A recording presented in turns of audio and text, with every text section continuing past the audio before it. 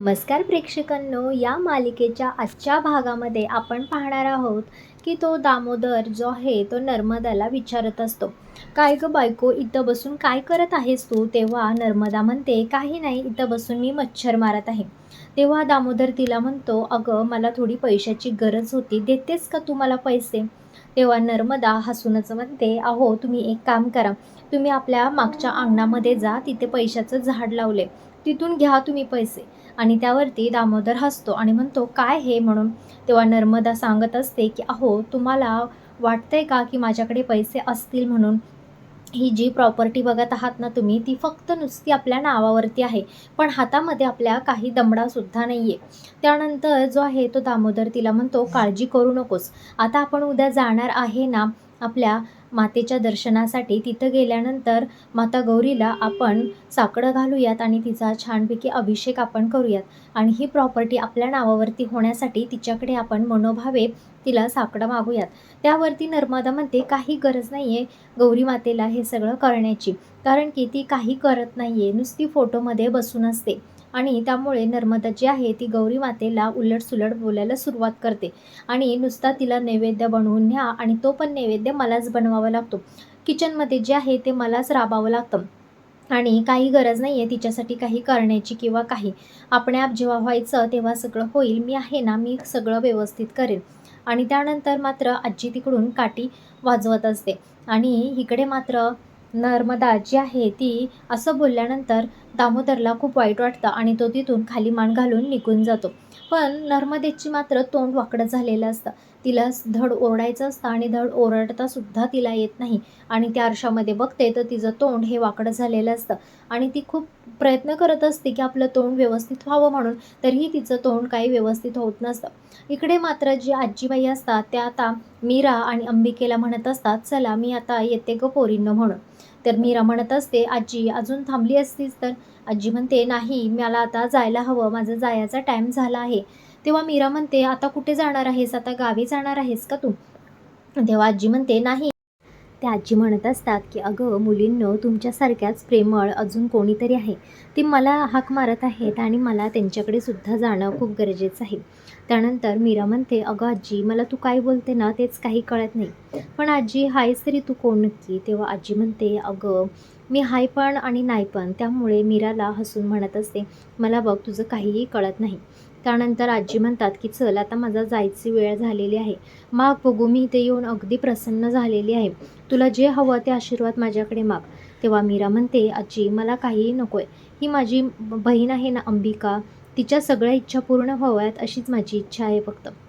त्यामुळे आजी म्हणत असते, हो, या अंबिकेच्या सगळ्या इच्छा पूर्ण होतील असा मी तुला आशीर्वाद देते.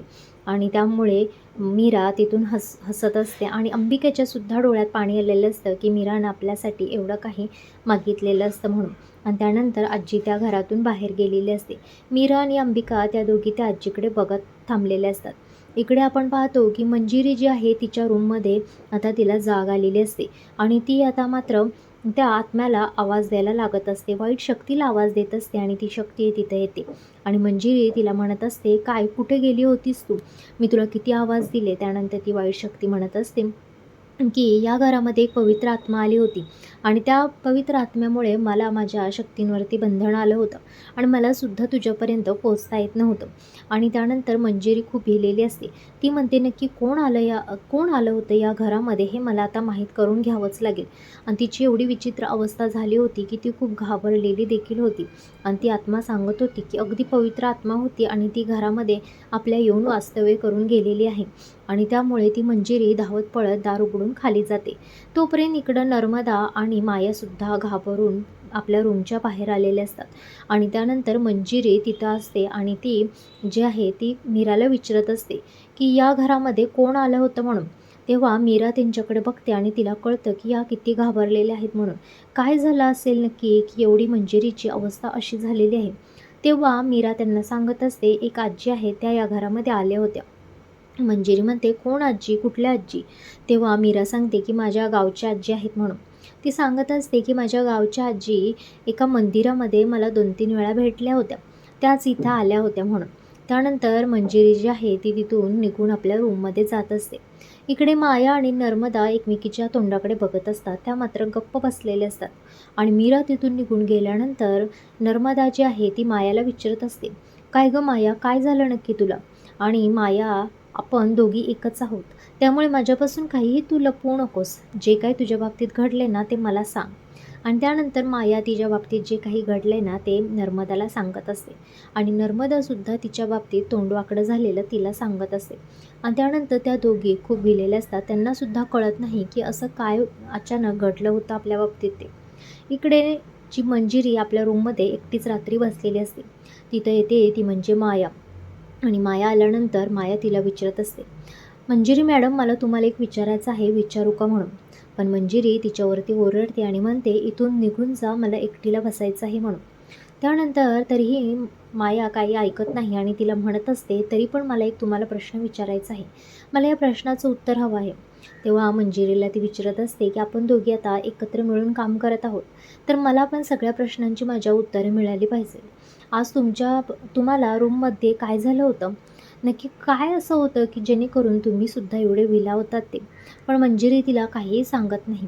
उलट मंजिरी या तिच्या प्रश्नावरून खूप ओरडते आणि तिला सांगत असते, "हे बघ माया, मी काय करते, काय नाही हे बघायला तुला ठेवलेलं नाही आहे इथे. त्यामुळे तू ह्या गोष्टीकडे लक्ष देण्यापेक्षा उद्याची ॲनिव्हर्सरी कशी फ्लॉप करता येईल किंवा ॲनिव्हर्सरी कशी खराब करता येईल ह्याच्याकडे तू लक्ष दे. ह्याच्यावरती तू प्लॅन कर आणि ते तुझ्यासाठी महत्त्वाचं आहे." म्हणून. आणि तिथून माया ही निघून जाते. आणि त्यानंतर आपण बघतो की ती वाईट शक्ती जी आहे ती पुन्हा आलेली असते आणि मंजिरीला ती सांगत असते,